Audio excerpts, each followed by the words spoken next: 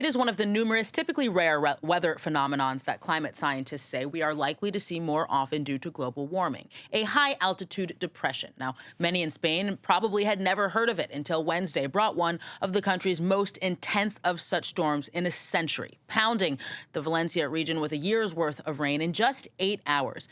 And the consequences, as we've covered, are a devastating reminder of what is to come in all corners of the world if we struggle to reduce greenhouse gas emissions. But it is also a reminder of how much remains to be done in terms of preparing for extreme weather. For more on this, Dr. Jess Neumann joins us on the program. She is an associate professor of hydrology and GIS at the University of Reading. Thank you so much for joining us. Thank you for having me. So could you start perhaps by telling us a little bit more about the weather phenomenon that caused all of this destruction in Spain? So this is a phenomenon that's not just happened this year. It's something that where you get a warm Mediterranean ocean. So we've got very warm sea surface temperatures, particularly this year, 2024, broken lots of records in terms of the heat in the ocean, and cooler air moving down from the north. Now, when these warm and cooler air masses come together, the cold air tries to push the warm air out of the way. And essentially what develops are tall cumulonimbus clouds, which we know are associated with intense thunderstorms, hail, potentially tornadoes, and vast amounts of rain. So that's what we've seen. It's not unusual in the sort of late summer and autumn in this area of Spain. What has been unusual and unprecedented this year is the sheer amount of rain that's been brought into the Valencia region. And obviously, we've seen devastating effects of that. Now, there seems to be somewhat of a paradox, I think, about what we're seeing, not only in the Valencia region, but elsewhere. On the one hand, more and more droughts, but on the other, too much water in the form of these torrential rainstorms. How do you explain that from a scientific perspective?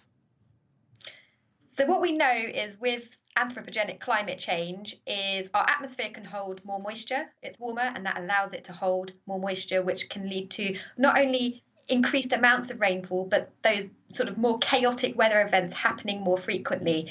It's becoming, I like to describe, rather than referring to climate change all the time, this sort of thing that people can understand a bit better is chaotic weather. So we are seeing prolonged periods of drought, for example. Often these end in sudden intense downpours, which falling on very heavily baked dry ground also increases the risk of flooding.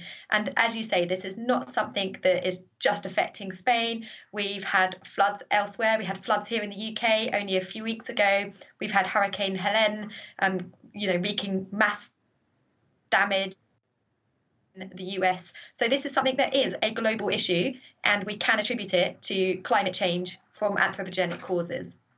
Now, this catastrophe in Spain specifically seems to make clear the glaring lack of preparedness of local central authorities to deal with floods, despite the fact that Valencia is in somewhat of a vulnerable region. You've talked before about how countries are generally well prepared for things like earthquakes, even tsunamis. Why is the situation different for floods?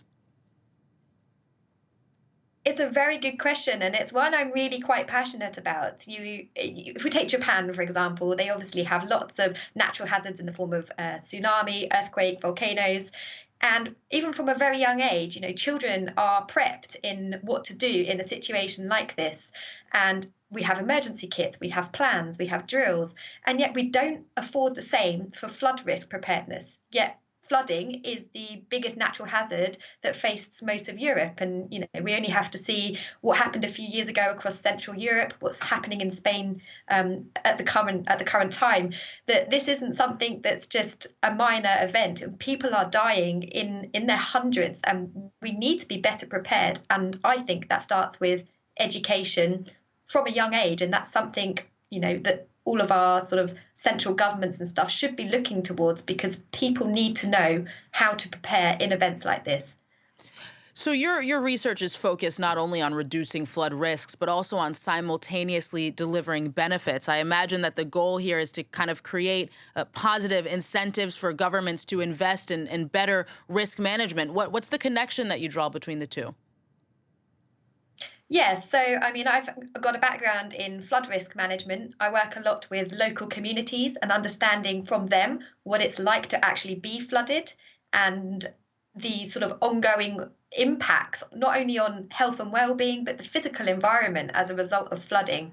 And one of the areas I'm really keen on working on is this idea of combining what we call soft engineering with the harder engineering. So harder engineering being things like flood defences, seawalls, all the things that you kind of think of traditionally in terms of flood defence. And then you've got these soft approaches, which is thinking about how we design and how we manage our landscapes. What we've seen here is urban areas, for example, completely unable to cope with the water. Now, it's been an unprecedented amount of water. No urban area, I don't think, on the planet would be able to cope with a year's worth of rainfall. But then that makes us think, well, how do we redesign in the future? Where does the investment need to go? And how do we need to change the way we manage our land so that when these events happen, we at least stand some chance of being able to mitigate the damages?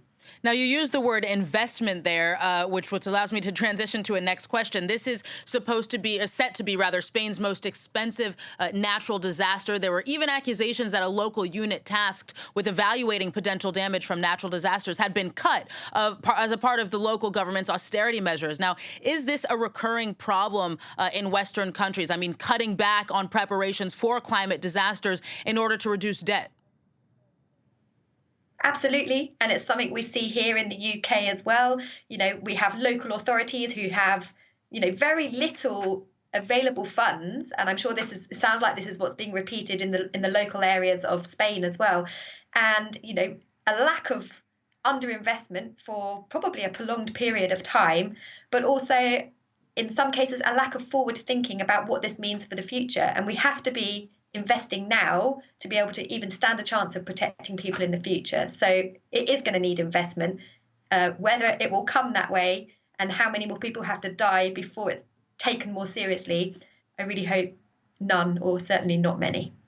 Dr. Jess Neumann, unfortunately, that's all we have time for. But thank you so much for coming on the show today.